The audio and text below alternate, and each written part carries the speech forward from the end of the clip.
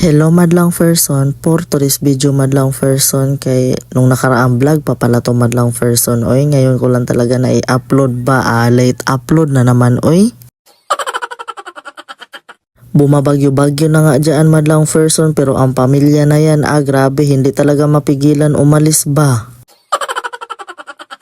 Kailangan lang talaga namin umalis madlang person ba dahil may importanteng lakad din talaga kami ba. Tapos dito dumaan muna kami sa GNT dahil may ida-draft off kasi ako dito ba. May na-order kasi ako sa Black Up madlang person ba kaso lang nagkaroon siya ng yung sira-sira ba. Kaya ayan i-return ko talaga siya sa seller no kaya sayang din kaya yung pambayad ko ba. Kaya dumaan muna kami dyan sa GNT madlang person bago kami doon pupunta sa pupuntahan namin. Tsaka ayan malakas na talaga ang ulan dyan madlang person ba. At andito na nga kami sa pupuntahan namin madlang person ba. Dito lang naman kami pupunta sa ENT Clinic. Oy, kaya itong si Jinjin sinundot-sundot man yung tenga niya. Mahilig kasi siya maglinis-linis ng tenga niya madlang person ba. Kaya ayan lalo na pag nakakita siya ng cotton buds wala na. Tapos kayang-kaya niyang abutin yung cotton buds. Kukuha talaga yan. Tapos kakalikutin niya na yung tenga niya na yan. Habang nag-aantay nga kami dyan sa hagdanan madlang person kaya nagutom man ang Jinjin namin oy. At pagkatapos nga namin magpa-check up madlang person gabing-gabi na kami nakauwi kay sobrang dami din kaya ng tao ba. Tapos dito na kami sa pharmacy para bibilhin yung resita niya, yung nakalagay na resita niya ba, di man mabangbang ang presyo oy. Grabe ang mahal pala ng check up ng ENT madlang person boy, grabe talaga ba. Kaya gusto ko man ng Paris madlang person kaya ayan dumaan muna kami dito sa gilid ng kalsada ba, huminto muna kami kay bibili at saka saktong-sakto ba kay malakas-lakas man ang ulan, malamig-lamig ang panahon ba kay masarap humigop ng sabaw ba.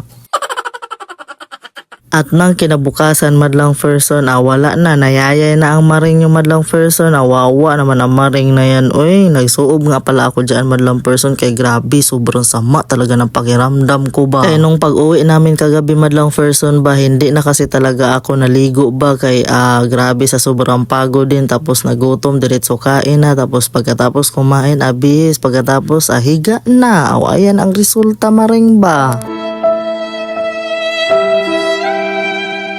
Iba pa naman ako kapag tamaan ako ng sakit at saka lalo na yung trangkaso madlang person ba kay grabe medyo matagal-tagal din kaya mawala sa akin oy. Pero minsan lang din kasi talaga ako magkasakit madlang person ba. Ang bait talaga ng baby girl namin oy, kahit hindi Paris ang medyas madlang person ba sinuotan niya talaga ako kaya alam man niya nayayay daw ang mama niya ba. Grabe talaga sobrang sama talaga ng pakiramdam ko dyan madlang person ba. Trangkaso na binat na hindi ko maintindihan for the first time talaga naranasan ko dyan sa sakit na yan madlang person ba. Lalo na talaga yung sobrang sakit ng ulo ko dyan madlang person ba na hindi ko maintindihan, na hindi ko alam na parang puputok na siya ba. Bihira lang ako magkasakit madlang person pero pag once na matamaan ako ng ganyan medyo matagal-tagal din gumaling ba.